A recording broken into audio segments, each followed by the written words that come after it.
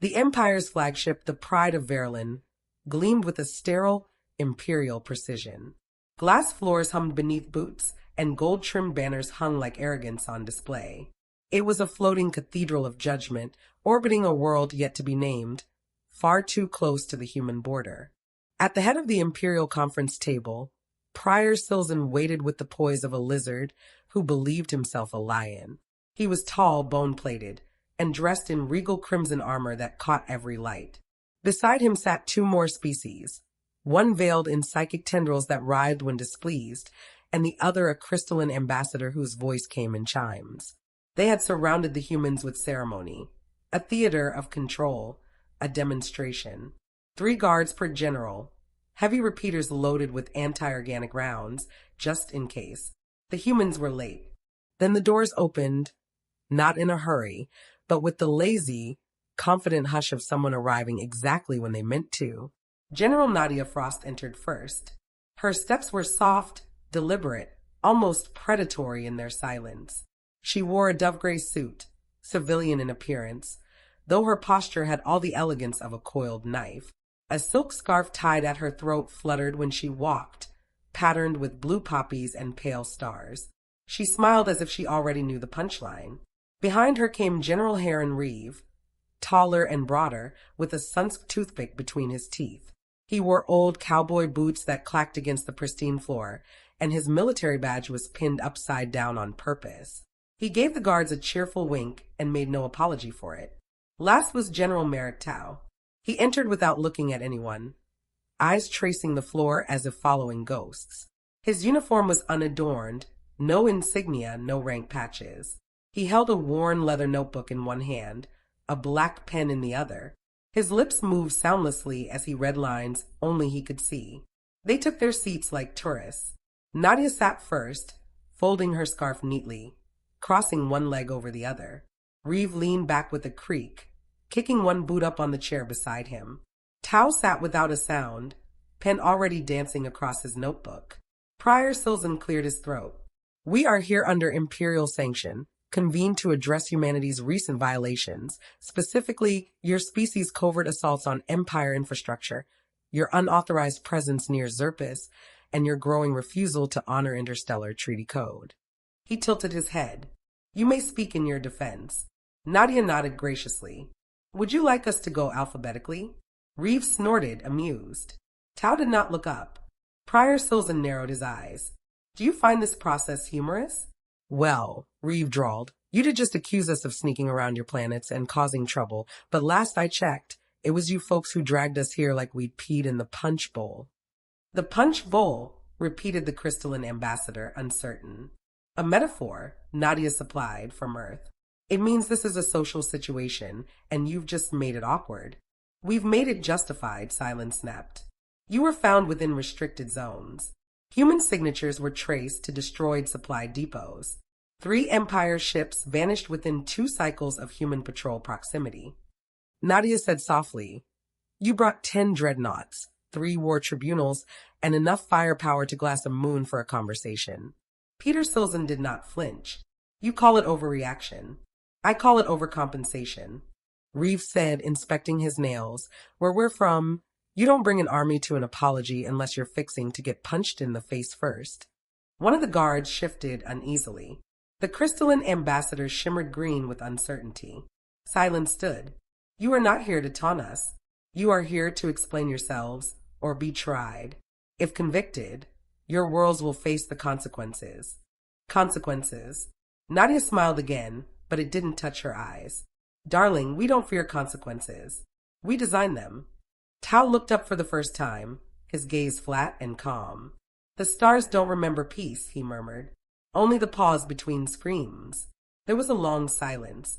Prior Silzen recovered first, pressing a control on the table. A projection of destruction spiraled to life. Shattered depots, burning orbital rings, sensor glitches, all laid out like an accusation. "You expect us to believe these events were spontaneous?" Silzen demanded. "No," Nadia said. "We expect you to believe they were calculated." Reeve leaned forward. "You came thinking we were soft, diplomatic, civilized." The veiled psychic asked, tendrils rising. "You are not?" Oh, we are, Nadia whispered.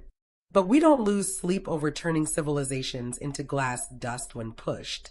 You speak as if you want war, Silent hissed. We don't, Nadia replied smoothly. We bait it. A shrill alarm interrupted them. Silzen snapped around. Report. One of his aides, pale and shaking, rushed in with a tablet. Sir, 3 patrol fleets near the border have ceased transmission simultaneously. Silzen's composure cracked.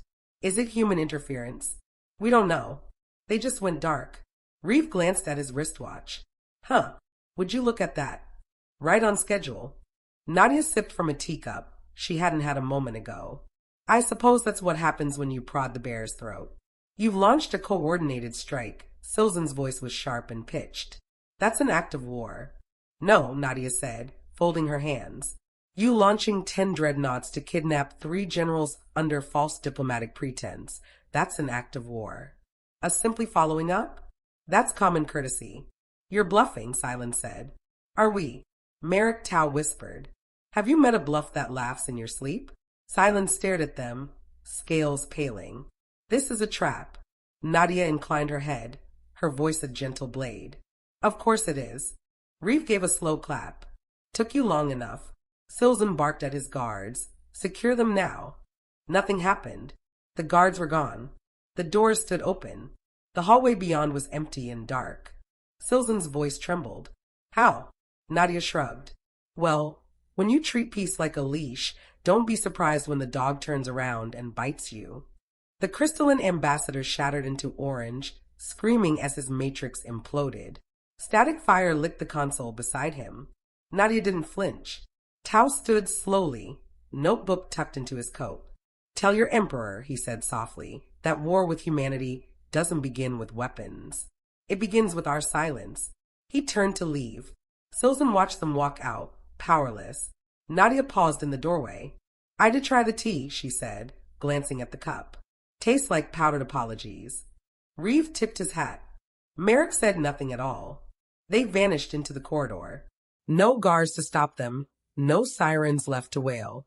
Just a prayer alone in a room full of broken protocol, static projections, and one spinning truth he could no longer ignore.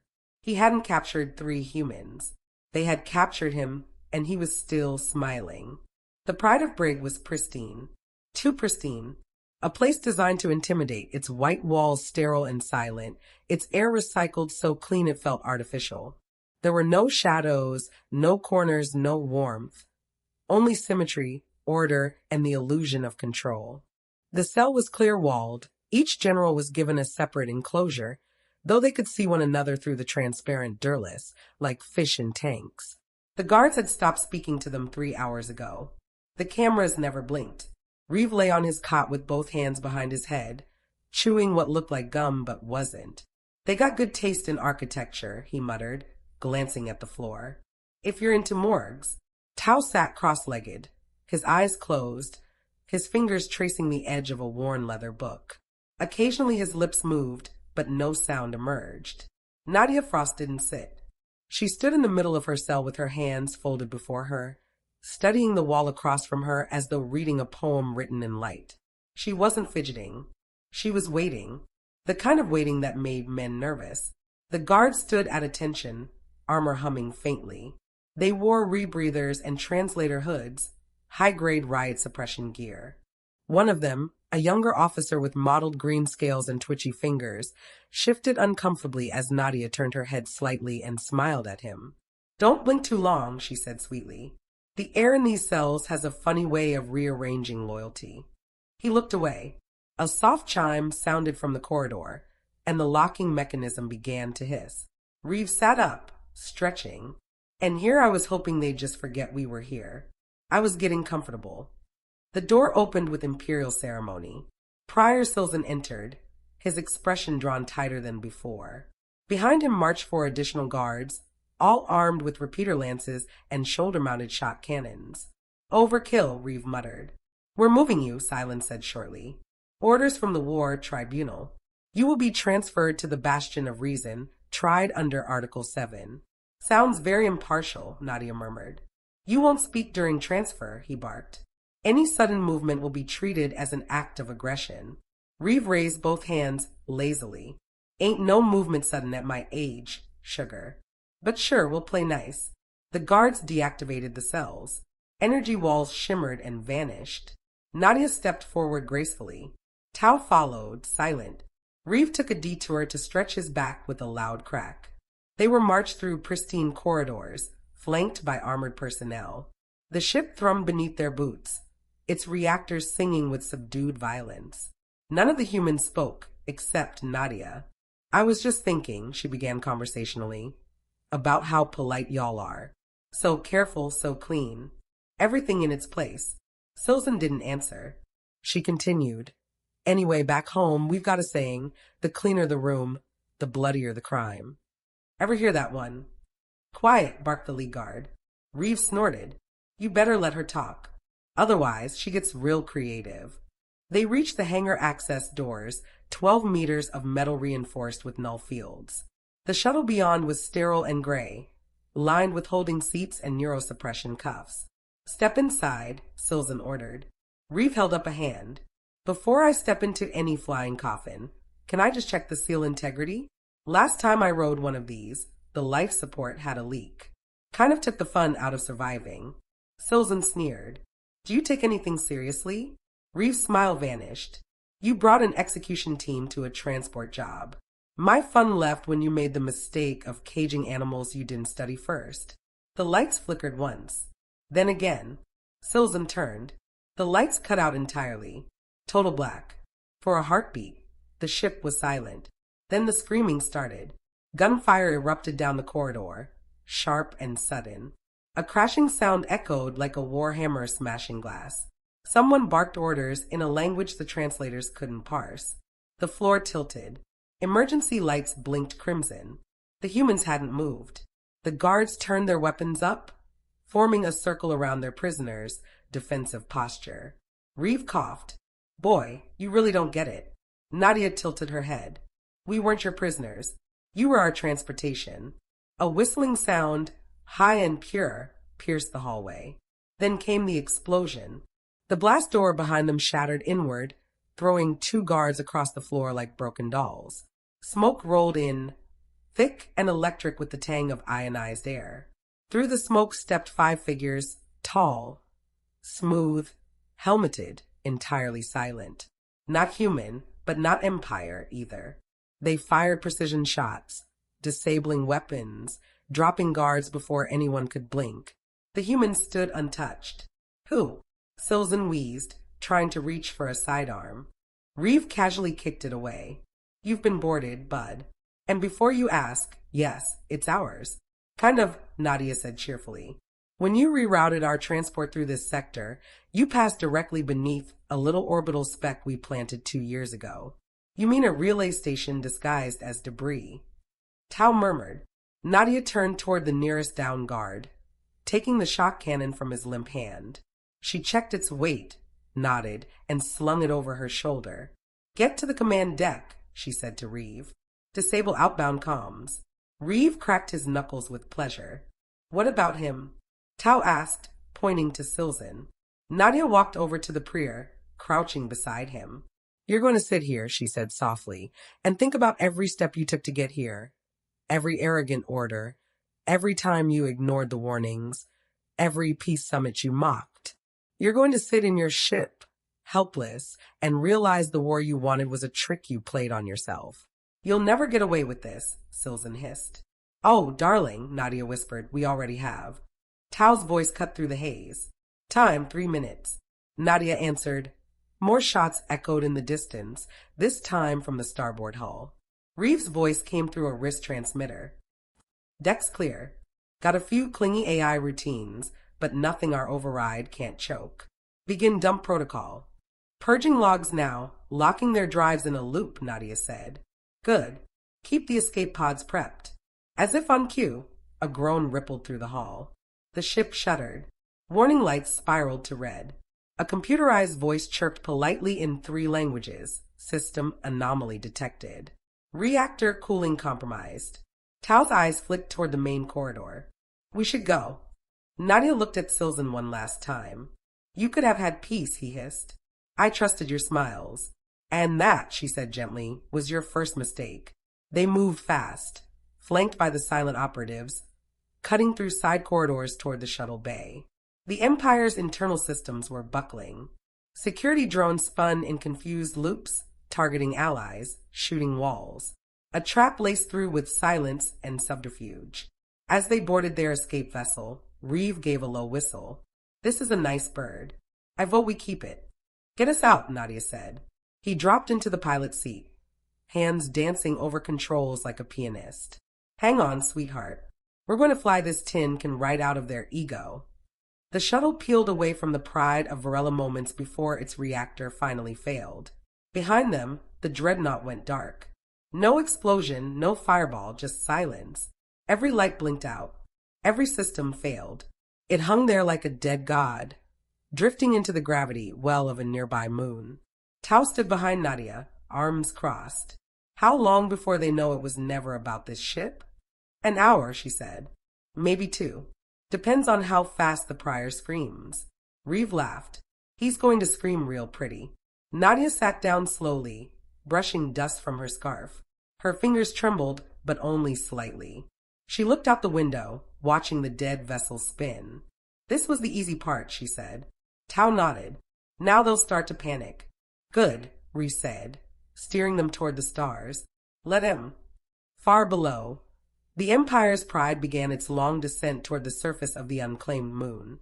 And far above, 3 humans sailed into the dark with smiles on their faces and bloodless hands, leaving behind only silence, smoke, and the beginning of a very carefully written war. The Galactic Senate met beneath chandeliers of bioluminescent coral, each tendril pulsing to the tempo of their stress. Murmurs and blame ricocheted across the chamber like uncontrolled weapons. The destruction of the Pride of Varelin, one of the Empire's finest warships, had silenced the outer sectors. Entire systems had gone dark. No retaliation, no response, only static. Ambassador Troll of the Naharn, normally a voice of soothing diplomacy, now hissed without modulation, "You do not understand humans. They are not soldiers. They are performers of violence. It's personal to them, and we provoked them," spat the Vixari general, his tendrils writhing in the Senate floor's nutrient mist. 3 individuals destroyed a ship, and suddenly our borders collapse. They weren't even armed. They were armed with forethought, whispered the Syrii envoy, his voice chiming mournfully. They let you think you were in control. No one had heard from Prior Silzen since the day of the breakout. His ship's wreckage was found gently pressed into the side of a small moon. No survivors, no trace of human DNA, as if they had never been there at all. The fear now wasn't about the generals. It was about what else might already be in motion. On the outer rim, 3 empirical systems failed to check in with Central Command. At first, it seemed like a minor relay disruption until the backups failed. Then the drones monitoring deep space activity stopped reporting entirely. They hadn't just lost contact, they'd lost presence. In Sector 9 Zeta, a quiet station known as Whisperhold began to scream. A mining moon orbiting the gas giant Charon 3 flickered offline. When the recon crew arrived, the settlement was intact, untouched, but every weapon was missing. The hangars were clean. The databanks had been wiped. A poem had been left on a loop across every screen. Each letter, handwritten, scanned, and played in haunting cadence. They brought us chains shaped like treaties, so we brought scissors shaped like smiles. And now we're gone, but you are not free. The command classified it immediately, but the damage had begun. Panic, speculation, rumors of a human shadow force. In the heart of Empire territory, General Nadia Frost sat in a powder blue armchair, legs crossed, reading aloud a recipe for sourdough pancakes to a listening station disguised as a cooking program. The transmission bounced through 7 ghost satellites and a decommissioned moon antenna on the edge of human space. Her tone never changed. "We mix it with patience," she said, tapping the side of the mug beside her. "Let it rise. Let them think nothing's coming. That's the real trick of it." At her side, Marik Tao polished a blade slowly, listening to the rhythm of her voice as though it were a lullaby. He had not spoken for 2 hours. "Have they noticed the pattern yet?" Nadia asked. He nodded once. They noticed the absence. They have not yet named it a design. Good, she said. They're still breathing in disbelief. Back on Earth, a small audience gathered at an underground facility that technically didn't exist. A war map the size of a hangar wall glowed with blinking red lights. At its center, General Haron Reeve leaned against a rusted tractor hood, chewing a stem of dried lemongrass and tapping out commands on an ancient laptop. They still think we're mad, he said, nodding toward a junior analyst. Yes, sir. That's what their broadcast says. Unhinged apex primitives with antique minds and unchecked bloodlust. Reeve chuckled. You tell them we got lawns older than their capital city. The analyst blinked. No, sir. Well, someone should, anyway. Status. We've successfully induced command confusion across 4 keynotes. No formal countermaneuvers yet. They're still debating whether to escalate or apologize. Let him stew. You cook fear on low heat. He shut the laptop and stood. The floor shuddered slightly as a new transmission sank in. Behind him, an audio feed crackled to life. A broadcast from the Empire's grand strategist began to stutter through, deny all allegations. Seek clarification from Tehran High Command. A request for immediate cease. Then silence. Someone had intercepted the signal and replaced it. A human voice, calm and unhurried, began to speak. You asked what we want. We want you to know we are not lost children, not broken beasts. We are history's favorite mistake and evolution's cruel joke. We smile. Yes, but we smile because you never saw the teeth behind it. The feed cut. The room was quiet. Then Reeve said, Nadia's getting poetic again. That's when you know someone's about to regret a whole lot. In orbit above a neutral trading moon, a convoy of alien merchants was boarded by unknown ships with no IFFF signatures. The intruders didn't steal anything, didn't kill anyone. They simply walked aboard, hacked every communication buoy, and replaced the navigation AI with a soft human voice that said, You are safe for now, but you've been used. Consider your allegiance carefully. This galaxy is not a playground anymore. The convoy, shaken but alive, turned back toward neutral space and refused to trade with empirical systems from then on. On the Senate floor, the arguments fractured further. Now the whispers were dangerous. Is it true humans don't need fleet superiority? They use our tactics against us. They adapt in days. 3 generals are dismantling our reach. No, they're just the face of it. This has been years in the making. What do we do? Beg. Meanwhile, Nadia walked through a sunlit orchard hidden in one of Earth's underground grow vaults. Her scarf fluttered as wind machines mimicked a breeze. Tao trailed her, silent, fingers brushing the tops of engineered wheat. How long? She asked. Tao replied without hesitation. 12 hours. They will convene the Inner Core Defense Alliance. They will suggest using the resolution cannon. Nadia arched her brow. That would be bold, suicidal, beautiful. They are desperate. And desperation, she said softly, writes its name in the dirt before the rain washes it away. She stopped walking. A child approached, barefoot, offering a hand-drawn picture of a fox and a blue star. Nadia smiled, took the paper, and folded it into her coat. Tao looked at her. You still believe in what we're doing? She nodded. Because they don't. Above a red dwarf sun, one of the last remaining untouched Empire citadels finally made contact with human forces.